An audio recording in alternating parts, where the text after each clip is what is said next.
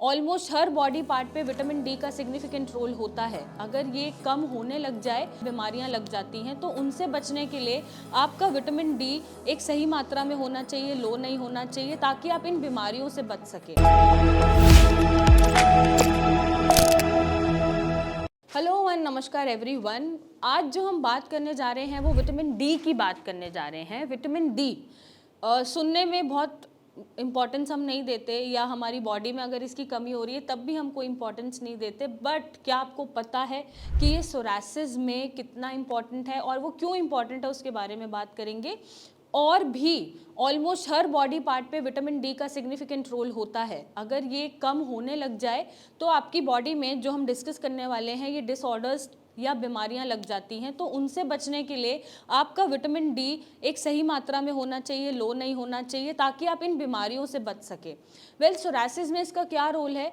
Psoriasis क्योंकि autoimmune बीमारी है और विटामिन डी कम होने से स्किन की कैंसर, ऑटोइम्यून डिसीजेज और भी तरह तरह की बीमारियां लग जाती हैं या फिर पेशेंट को वो हो जाती हैं। तो सिर्फ विटामिन डी को ही आप कम करके अपनी सोरासिस की रिकवरी भी बढ़ा सकते हैं, क्योंकि ये सारी ही ऑटोइम्यून बीमारियां होती हैं। जैसे कैंसर ले लो, सोरासिस ले लो, इसमें खुद की बॉडी के सेल्स एब्नॉर्मली बॉडी को अटैक करते हैं, अगेंस्ट लड़ते हैं। तो जब विटामिन डी कम होता है तो ये हमारे इम्यून रिस्पॉन्सेस को स्लो कर देता है, ये बॉडी की क्षमता को खो देता है कि बॉडी खुद को पहचाने और उसकी रक्षा करे। इसके कन्फ्यूजन क्रिएट हो जाती है और बॉडी के अगेंस्ट एंटीबॉडीज बनने लग जाती हैं और खुद ही की बॉडी को सेल्स अटैक करना शुरू कर देते हैं। उससे वो विटामिन डी की कमी से भी उत्पन्न हो जाती है। तो vitamin D can lead to psoriasis, can lead to autoimmune diseases, can lead to cancer. तो आपका विटामिन डी ठीक होना चाहिए ताकि आपके इम्यून रिस्पॉन्सेस एक बैलेंस अमाउंट में काम करें, रिस्पॉन्स करें और बॉडी का दुश्मन ना बने।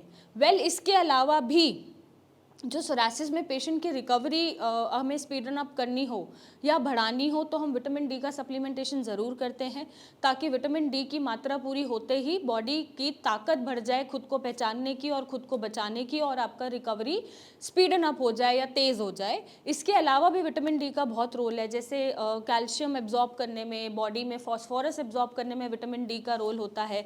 विटामिन डी की डेफिशिएंसी हो तो रिकेट्स हो जाता है, ऑस्टियोपोरोसिस हो जाता है। अगर मैं ब्रेन में बात करूं तो आप कॉन्सेंट्रेट नहीं हो पाते हैं, आपको ब्रेन में तरह तरह का मतलब आपका जो ब्रेन है उसके कुछ पार्ट्स फंक्शनल होने लग जाते हैं, मेमोरी वीक हो जाती है, हो सकता है आप शिज़ोफ्रेनिकली बिहेव करें, आप अजीब तरीके से बिहेव करें, तो ये ब्रेन पे भी असर डालती है। रेस्पिरेटरी की मैं बात करूं तो रेस्पिरेटरी में बार बार कफ होना, फ्लू होना, ब्रीदिंग इश्यूज आना या कोई एलर्जी होना, रेस्पिरेटरी एलर्जी होना, वो भी विटामिन डी की कमी की वजह से आपको हो जाता है। अगर मैं हार्ट की बात करूं तो विटामिन डी कम होने से आपको फिब्रिलेशन हो जाता है, क्रॉनिक डिसऑर्डर्स हो जाते हैं, कोरोनरी आर्टरी से रिलेटेड प्रॉब्लम हो जाती है। अगर मैं मसल्स में बात करूं, जब विटामिन डी कम है तो आपको फटीग हो जाता है, मस्कुलो वीकनेस हो जाती है, आपकी मसल्स बहुत टायर्ड होती हैं, जॉइंट्स में पेन होता है या फिर आपकी जॉइंट्स की शेप भी बदल जाती है। तो विटामिन डी इतना इंपॉर्टेंट रोल प्ले करता है almost every part of your body पे। तो इसलिए विटामिन डी का जो लेवल है वो should be in normal levels होना चाहिए, वो कम नहीं होना चाहिए। और यही रीज़न है कि जब बच्चा पैदा होता है नया तो उसको ड्यूरिंग 1 ईयर ऑफ हिज और हर लाइफ विटामिन डी देने के लिए बोला जाता है ऑन रेगुलर बेसिस। तो विटामिन डी बहुत इंपॉर्टेंट रोल प्ले करता है, इसके बहुत सारे फंक्शंस हैं और आपका विटामिन डी ठीक है तो आप इन्हीं सारी तकलीफ़ों से बच सकते हैं, और अगर आप पीड़ित हैं तो इनको रिकवर जल्दी से कर सकते हैं।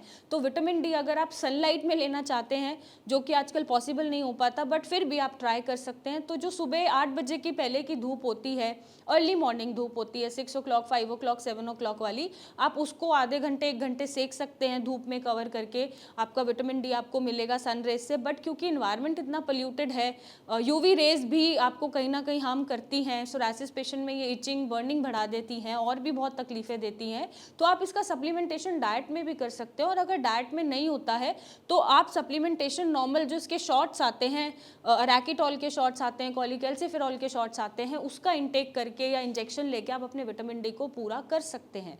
तो विटामिन डी का सप्लीमेंटेशन करना कोई गलत बात नहीं है, ये कोई एलोपैथिक मेडिकेशन नहीं है, कोई स्टीरॉयड नहीं है जो आपको दिक्कत देगा, बल्कि आपकी बॉडी में जितनी भी इस डेफिशिएंसी से बीमारियां हो रही हैं, सिम्टम्स आ रहे हैं, उनको रिकवर करेगा। तो आज ही आप अपना विटामिन डी चेक कराएं, और आपको लग रहा है कि आपकी रिकवरी स्लो चल रही है किसी भी बीमारी में, तो शॉर्ट आप विटामिन डी ज़रूर चेक कराएं। और अगर वो कम मिलता है तो इसका आप सप्लीमेंटेशन करके इसको अपना नॉर्मल लेवल में करें, ताकि आप किसी भी बीमारी से जल्दी मुक्त हो पाएँ। और ऐसी कोई भी चीज़ है जिसका इलाज आप नहीं ढूंढ पा रहे हैं और आप लेना चाहते हैं, तो आप नीचे दिए गए नंबर पे इमेजेस भेज सकते हैं, कॉल कर सकते हैं, और एक सही डायरेक्शन में एक सही कंसल्टेशन के साथ जब आप पा सकते हैं। Thank you and take care.